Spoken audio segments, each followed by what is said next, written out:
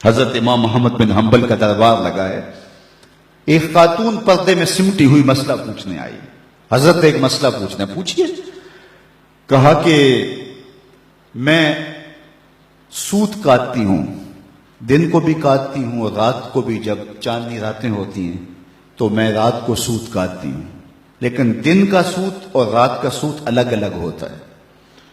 کبھی کبھی ہوتا ہے کہ بازار سے بادشاہ کی سواری گزرتی ہے اور سواری کے گزرنے کی وجہ سے ماحول میں روشنی زیادہ ہو جاتی ہے، تو اس میں جو سوت ہوتا ہے وہ کوالٹی میں بہتر ہوتا ہے، اور میں جو اس روشنی میں کاتا ہے اور جو چاند کی چاندنی میں کاتا ہے ان کو اکٹھے ملا کے فروخت کر سکتی ہوں. اللہ اکبر. امام احمد بن حنبل نے خاتون سے کہا کہ اپنا تعارف کروا سکتی ہو، تم کون ہو؟ اس خاتون نے کہا سائل کی ذات نہیں پوچھی جاتی، آپ مفتی ہیں، فتویٰ دیجئے. فرمایا نہیں، بعض مسائل ایسے ہوتے ہیں کہ سائل کی حیثیت سے مسئلے کی نوعیت بدلتی ہے، آپ کو بتانا پڑے گا کہ آپ کون ہیں. اس نے کہا میں بشر حافی کی ہمشیرہ ہوں. کہا خاتون تمہارے لیے جائز نہیں ہے. امام الشاہ احمد رضا خان فاضل بریلوی علیہ رحمہ ایک دعوت پہ تشریف لے گئے تو اس نے انواع و اقسام کی چیزیں رکھی. تو شوربہ بھی رکھا تو آپ نے تھوڑا سا شوربہ چکھا تو اتنا لذیذ تھا کہ جی چاہا کہ شوربہ پیوں. تو صاحب دعوت کو بلایا، کہا کہ اگر تم اجازت دو تو میں شوربہ پی سکتا ہوں. اس نے کہا حضرت یہ سب کچھ رکھا ہی آپ کے لیے. کہا نہیں، شوربے کا عرف معقول ہے، مشروب نہیں. شوربہ کھایا جاتا ہے، پیا نہیں جاتا، اس کا عرف معقول ہے، مشروب نہیں.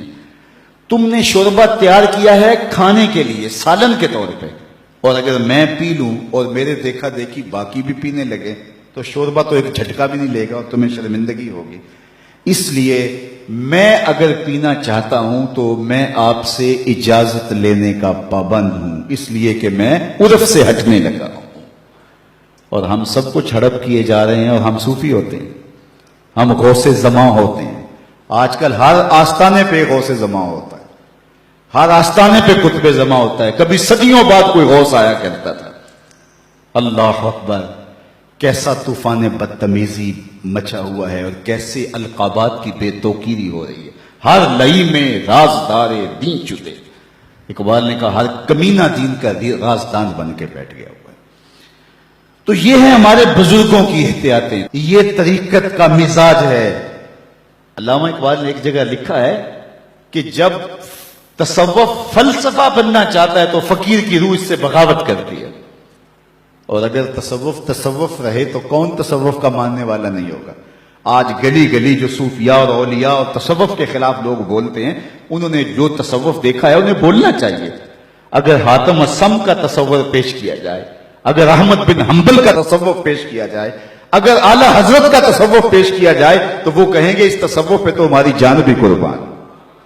تو یہ تصوف کی حقیقی روح ہے، یہ تصوف کا حقیقی رنگ ہے. لوگوں کو اذیت میں مبتلا نہ کیا جائے، لوگوں کو تکلیف میں مبتلا نہ کیا جائے، لوگوں کو راحت پہنچائی جائے.